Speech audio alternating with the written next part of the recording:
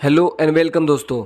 SIP सही है में आपका स्वागत है। मेरा नाम है दीपक शिंदे और आज हम बात करेंगे कि हमारे जो सेव किए हुए पैसे हैं वो हम कहाँ पर इन्वेस्ट करें जिससे हमें ज़्यादा से ज़्यादा रिटर्न मिल सके। दोस्तों, पैसों को इन्वेस्ट करने के बहुत से तरीके हैं, जैसे कि gold, real estate, stocks, mutual fund, bonds, crypto और भी ऐसे बहुत से तरीके हैं।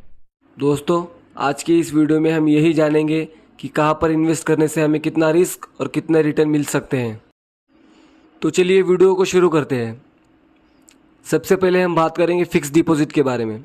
मैंने शुरुआत में फ़िक्स डिपॉज़िट के बारे में बताया नहीं, लेकिन बहुत से लोगों को फ़िक्स डिपॉज़िट में अपने पैसों को इन्वेस्ट करना अच्छा लगता है, क्योंकि वहाँ पर जो रिटर्न की गारंटी होती है वो 100% होती है।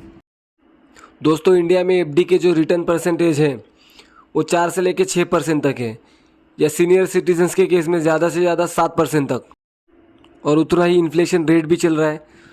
तो FD में इन्वेस्ट करके आप वेल्थ तो नहीं बना सकते, लेकिन ये ज़रूर कर सकते हो कि आपके पैसों की जो वैल्यू है वो लॉन्ग टर्म के लिए आप मेंटेन कर सकते हो अगर आप FD में इन्वेस्ट करते हो तो।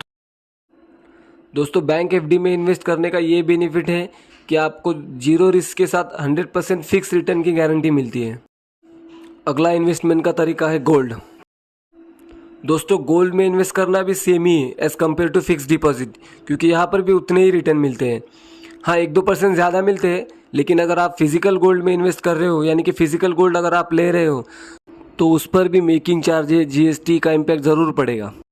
तो अगर आप फिक्स डिपॉजिट में अपने पैसे रखो या फिर गोल्ड में इन्वेस्ट करो, एक ही बात है। चलिए अगले इन्वेस्टमेंट के तरीके के बारे में जानते हैं। यह है रियल इस्टेट। दोस्तों, रियल इस्टेट में आपको इन्वेस्ट करने के लिए स्टार्टिंग में ही बल्क में पैसा चाहिए। दोस्तों, रियल इस्टेट में इन्वेस्ट करने का मतलब होता है लैंड या फिर उसके ऊपर बने स्ट्रक्चर में इन्वेस्ट करना। दोस्तों, इंडिया में रियल इस्टेट में इन्वेस्टिंग की जो हिस्ट्री है वो काफ़ी पुरानी है। लोग प्रॉपर्टी बाय करते हैं जिससे कि उस प्रॉपर्टी के प्राइस फ्यूचर में बढ़ के उन्हें प्रॉफिट हो। उस प्रॉपर्टी में रेसिडेंशियल फ्लैट्स या फिर शॉप्स होते हैं जिसे वो रेंट पर देकर एक रेगुलर इनकम ले सके। दोस्तों, रियल इस्टेट में इन्वेस्ट करने का आइडिया अच्छा तो है, लेकिन जैसे कि मैंने पहले बताया कि रियल इस्टेट में इन्वेस्ट करने के लिए आपको शुरुआत में अपनी तरफ से ज़्यादा अमाउंट इन्वेस्ट करना पड़ेगा। तो अगर आप ज़्यादा अमाउंट लगाकर एक अच्छी लोकेशन पर रियल इस्टेट में इन्वेस्ट कर सकते हो तो आपको फ्यूचर में काफ़ी ज़्यादा अच्छे रिटर्न्स मिलने के चांसेस हैं। दोस्तों, अपनी लिस्ट का अगला जो इन्वेस्टमेंट का तरीका है वो है शेयर मार्केट या कहिए स्टॉक मार्केट, जो डे बाय डे काफ़ी पॉपुलर होता जा रहा है। दोस्तों, यहाँ भी आपको रिटर्न्स फिक्स या फिर गारंटीड नहीं होते। तो चलिए जानते हैं हमें स्टॉक मार्केट में इन्वेस्ट करके कितना रिस्क लेना पड़ सकता है या फिर कितने रिटर्न्स हमें मिल सकते हैं। दोस्तों, स्टॉक मार्केट में इन्वेस्ट करने के लिए आपके पास प्रॉपर नॉलेज होना बहुत ज़रूरी है, क्योंकि स्टॉक मार्केट में इन्वेस्ट करने के लिए आपको किसी भी कंपनी के शेयर्स जो है वो डायरेक्ट परचेस करने होते हैं।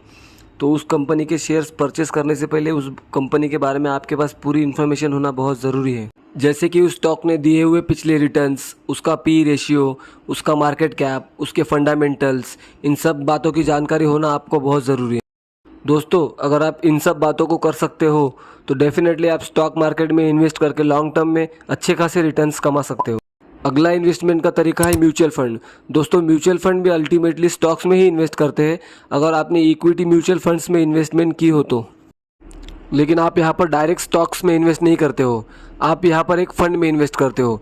आपके फ़ंड का जो फंड मैनेजर है वो उसके नॉलेज के अकॉर्डिंग जिस फंड में चाहे उस फंड में वो इन्वेस्ट करता है। स्टॉक मार्केट और म्यूचुअल फंड, इन दोनों में क्या डिफरेंस है इसके ऊपर बाद में मैं एक डिटेल में वीडियो बना दूंगा। अभी हम बस इतना जानेंगे कि म्यूचुअल फंड में इन्वेस्ट करके हमें कितना रिस्क लेना पड़ सकता है और कितने रिटर्न्स हमें मिल सकते हैं। अगर आप किसी भी अच्छे म्यूचुअल फंड में लंबे समय के लिए इन्वेस्टेड रहते हो, लंबे समय से मेरा मतलब है कम से कम 6 या 7 साल तक, अगर आप इतने समय के लिए किसी भी म्यूचुअल फंड में इन्वेस्टेड रहते हो तो आपको 15 से 20% तक के रिटर्न्स ईजिली मिल सकते हैं। दोस्तों, अगला इन्वेस्टमेंट का तरीका है गवर्नमेंट बॉन्ड्स। गवर्नमेंट बॉन्ड्स में आपको इन्वेस्ट करके रफली 7 से 8% तक के रिटर्न मिल जाते हैं। दोस्तों, बॉन्ड्स में इन्वेस्ट करके आपको रिस्क तो कम से कम होता है, लेकिन बात फिर वही पे आ जाती है, लो रिस्क लो रिटर्न्स। दोस्तों, अगर आपको ज़्यादा रिटर्न्स चाहिए तो आपको थोड़ा तो कैलकुलेटिव रिस्क लेना पड़ेगा, क्योंकि आपको पता है भाई डायलॉग बाजी ठीक है, लेकिन इसमें बहुत रिस्क है।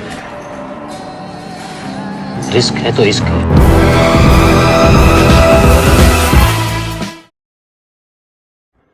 हमारा अगला इन्वेस्टमेंट का तरीका है क्रिप्टो करेंसी।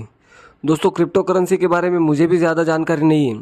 अगर आप क्रिप्टो करेंसी में इन्वेस्ट करने के लिए इंटरेस्टेड है तो आप इंटरनेट के थ्रू इसके बारे में इन्फॉर्मेशन निकाल कर, इसके बारे में जानकारी लेकर आप इसमें इन्वेस्टमेंट कर सकते हो।